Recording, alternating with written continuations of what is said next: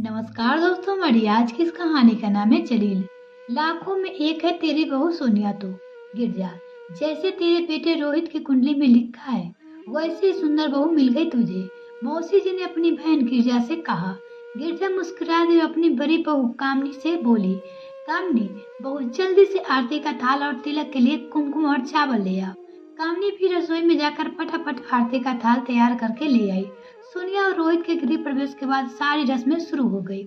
कुमकुम वाले पानी की थाल में जब अंगूठी ढूंढने की रस्म शुरू हुई तब तीनों बार अंगूठी सोनिया के हाथ में ही आई और रोहित इस रस्म में हार गया सोनिया से। वाह भाई, सोनिया का राज चलेगा घर में। रोहित तो तीनों बार हार गया सोनिया से। अब तो सोनिया जैसा बोलेगी वैसा ही होगा।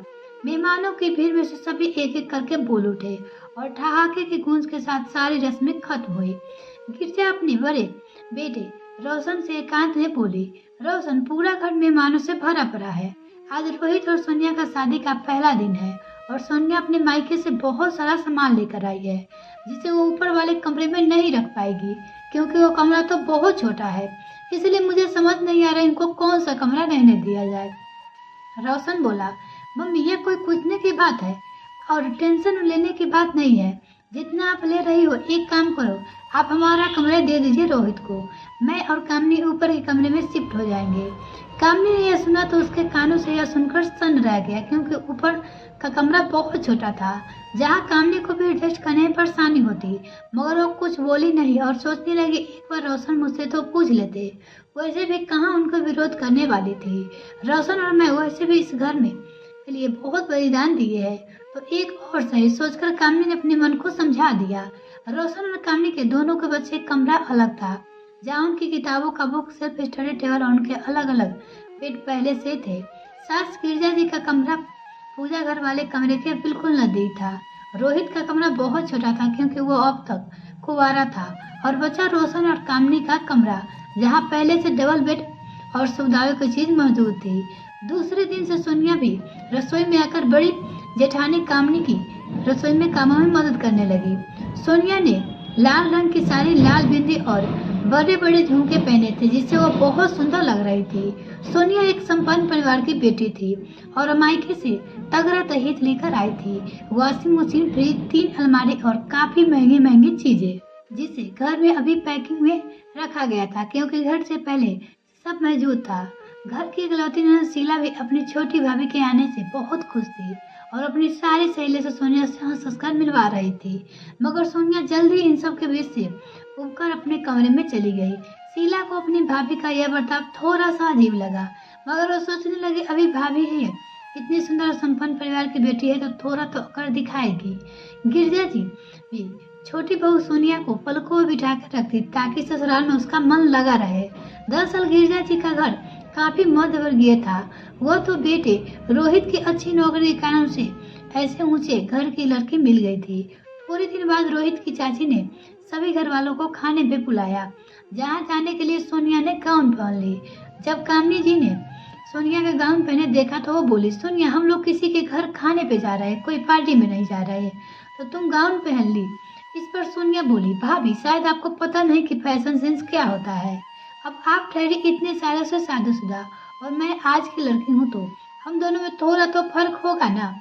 कामनी को सोनिया से ऐसा जवाब की उम्मीद ना थी क्योंकि सोनिया अब तक जेठानी कामनी से अच्छा व्यवहार करती आई थी। इसलिए तो कामनी ने देवरानी को बहन समझकर नसीहत दे दी थी। कामनी को सोनिया को गाँव से कोई आपत्ति ना थी, बस उसका मानना था कि जहाँ जो परिधान सूट करे वहाँ पहनना चाहिए। चाची जी और चाचा जी के घर खाने पर यदि सोनिया सलवार कमीज या फिर साड़ी पहनेगी तो वह ज्यादा सूट करेगा। मगर सोनिया के बात का मतलब पूरा उल्टा कर दिया था। गिरजा भी छोटी बहू के रूप में देखकर कहना तो बहुत कुछ चाहती थी मगर कामनी को दिया जवाब सुन चुकी थी इसलिए कुछ नहीं बोली। सभी लोग जब चाची जी के घर खाने पहुंचे तब चाची जी को भी बड़ा सा अजीब लगा। सोनिया ने शुरुआती दौर में अपने आप को जितना संस्कारी और अच्छी बनाने की कोशिश की थी वो उतनी असल में नहीं थी। यह अब सभी को दिखाई पड़ रहा था सिवाय रोहित को। अब सोनिया ना जल्दी उठती थी और ना ही जेठानी को घर के कामों में मदद करने लगती थी। जब गिरजा भी रोहित से सोनिया के देर तक सोने की शिकायत करती तो रोहित अपनी माँ को 2 बातें सुना देता और कहता, माँ सोने दो ना सोनिया को। वैसे वो अपने मायके में भी आराम से उठती थी। रोहित तो वो सोनिया का गुलाम बनकर रह गया था। उसे ही माँ ने ही हाँ मिलाता था, इसलिए अब रोहित को भी कुछ कहने का फायदा नहीं था। गिरजा जी के पति आलोक भी जल्दी बच्चे को अनाथ छोड़कर भगवान के घर चले गए थे। रोशन उस वक्त 12वीं कक्षा में पढ़ता था और उस वक्त पढ़ाई छोड़ पिताजी की दुकान संभालने शुरू कर दी थी। पहले कुछ वक्त तो गिरजा भी दुकान पे आती, मगर धीरे धीरे रोशन अपने काम में एक्सपर्ट हो गया, जिस पर से वो अकेला ही दुकान संभाल लेता था। घर में 2 छोटे भाई बहन भी पढ़ रहे थे, इसलिए रोशन गिरजा जी के घर पे आराम करने को कहता और ताकि माँ आराम के साथ साथ घर और छोटे भाई बहन की पढ़ाई भी देख सके। रोशन के रहते गिरजा जी भी पति के गम से जल्दी उभर पाई थी, क्योंकि रोशन ने सारे घर का बोझ अपने सिर पे उठा लिया था। फिर धीरे धीरे रोशन बड़ा होने लगा और उसकी शादी कामी से करवा दी गई। कामी भी उम्र और नम्र और सुशील स्वभाव की थी, इसीलिए पति की सारी बातें मानती चली गई। रोशन ने पहले भाई बहन का फर्ज निभाया, उन्हें खूब पढ़ाया लिखाया और दोनों भाई बहन भी अब अच्छी नौकरी पर लग गए थे और अब रोशन अपने बच्चे के प्रति फर्ज निभा रहा था। बेटी रीमा का इंजीनियरिंग कॉलेज में दाखिला हो गया था और वो 50 किलोमीटर दूर एक पीजी में रहकर वही कॉलेज में अपनी इंजीनियरिंग की पढ़ाई पूरी कर रही थी और बेटा भी 10वीं कक्षा में पढ़ रहा था। छोटी बहन शीला की शादी की डेट भी आ चुकी थी, इसलिए रोशन अभी उसी खर्चे के लिए पैसे एकत्रित कर रहा था। इस बार भाई रोहित भी बराबर के पैसे खर्च करने वाला था, क्योंकि वैसे भी घर का पूरा खर्चा तो रोशन ही उठाता था। एक दिन शीला के ससुराल से पूजा रखी गई थी, जहां शीला को बुलाया गया था। अभी शादी के कुछ महीने ही बाकी थे, इसीलिए किसी ने शादी की शॉपिंग शुरू नहीं की थी।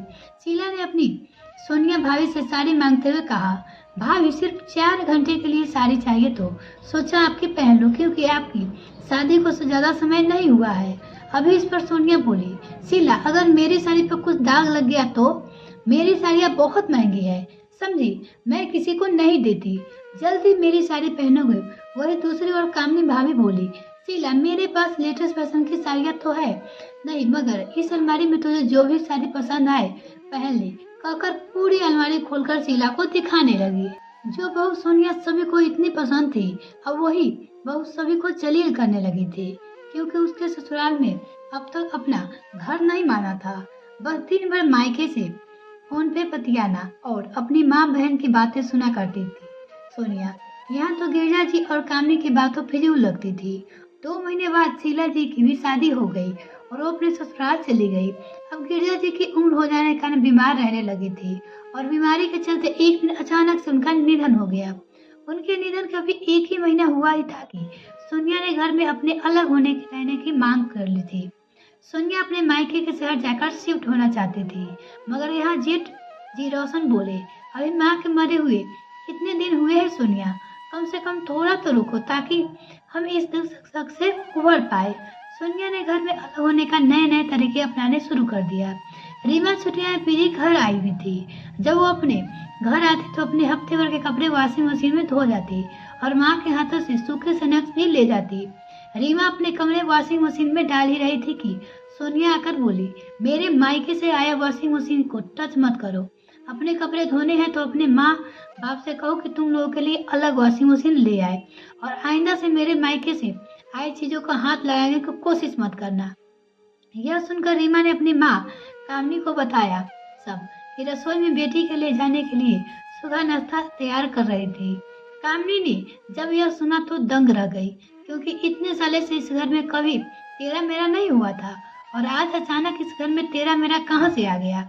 कामनी अब और जलील नहीं होना चाहती थी, इसलिए उसने सोनिया से पूछा ना मुसाविर नहीं समझा और सीधे पति रोशन से बोली, मुझे हमारे लिए एक वॉशिंग मशीन ला दीजिए। रोशन बोला, ये कैसी बातें कर रही हो? तब कामनी ने सब बताया कि वो क्यों ऐसा कर रही है। रोशन समझ गया था कि सोनिया इस घर से निकलने के लिए शायद ये सब कर रही है। रोशन ने रोहित से बुलाकर कह दिया कि कल वो रिश्तेदारों को बुलाकर घर का बंटवारा कर देगा। सारी बातों से अनजान रोहित बोला, क्यों भैया, इतनी क्या जल्दी है बंटवारे की? अभी अभी तो माँ की मृत्यु हुई है। रोशन बोला, बेहतर होगा कि ये सवाल तुम अपनी पत्नी से जाकर पूछो। तो रोहित ने जब आकर सोनिया से पूछा तो सोनिया बोली, रोहित अब तुम्हारी माँ भी नहीं रही और हम कब तक इन लोगों के गुलाम बनकर रहेंगे? मेरे मायके के शहर शिफ्ट होने में ही हमारा फायदा है रोहित। यह तुम्हारे भैया भाभी ने अपना राज जमा रखा है। घर के सारे निर्णय इन लोगों के हिसाब से होते हैं और तुम इतना अच्छा कमाते हो, यहाँ इन लोगों से दबकर क्यों भला रहना? बड़े शहर चलेंगे, वहाँ का स्टैंडर्ड अपनाएंगे। यहाँ गुलामों की तरह रहने में क्या फायदा? रोहित जानता था बचपन से बड़ा भाई उनका सहारा रहा। वो ना होता तो आज उसका इस मुकाम पर ना होता। मगर पत्नी सोनिया का कहना भी सही था कि यहाँ उन्हें बड़े भाई के हिसाब से रहना होता है, इसलिए उसे भी अलग जाकर रहना ही आजादी जैसा प्रेरित हो रहा था। दूसरे दिन ही रोहित और सोनिया बोले, हमारे हिस्से का सामान हमें दे दिया जाए तो हम जल्द ही यहाँ से शहर में शिफ्ट हो जाए। कामनी जो भी घर के बर्तन अलग कर सकती थी उनके, और रोशन ने भी जमीन जायदाद का बंटवारा करने के लिए उसके मौसा फूफा वगैरह को बुला लिया, ताकि रोहित और सोनिया के मन में कोई रंजिश ना बन पाए। भैया ने बराबर बंटवारा नहीं किया। 10 दिन बाद ही सोनिया और रोहित दूसरे शहर आ बसे, जहाँ से सोनिया का मायका नजदीक पड़ता था। रोहित और सोनिया ने अपना नया घर संसार बसाया, मगर यहाँ अकेले रहकर रोहित को समझ में आने लगा कि वह भैया सारे खर्चे दुकान से निकाल लेते थे, इसीलिए रोहित की सैलरी की अब तो उन्हें गरज नहीं पड़ती थी।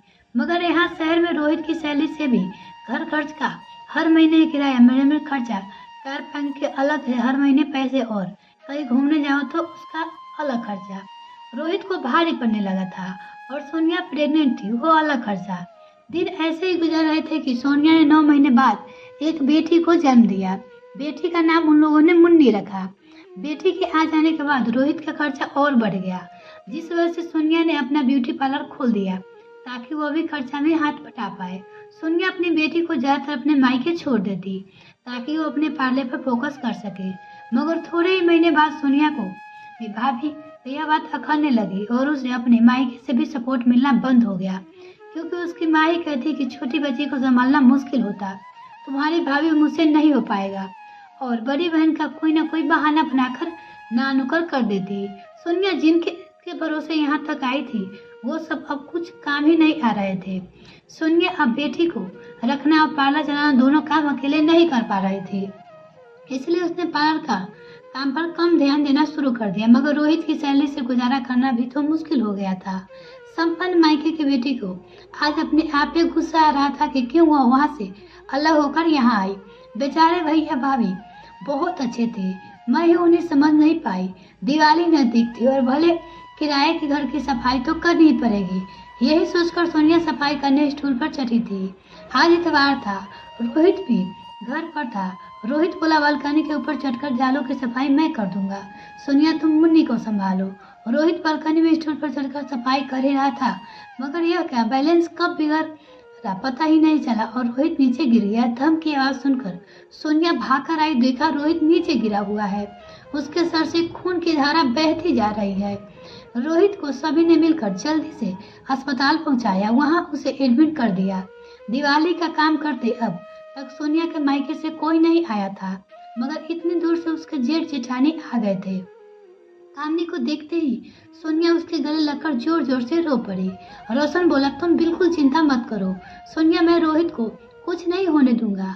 रोशन घर से पैसे लेकर आया था जो उसने हॉस्पिटल में जमा कर दिए और सोनिया को सत्तामना दी। लगभग 10 दिन बाद रोहित को होश आया था और डॉक्टर ने पूरा 1 महीना उसे हॉस्पिटल में रहने का फरमान सुना दिया था।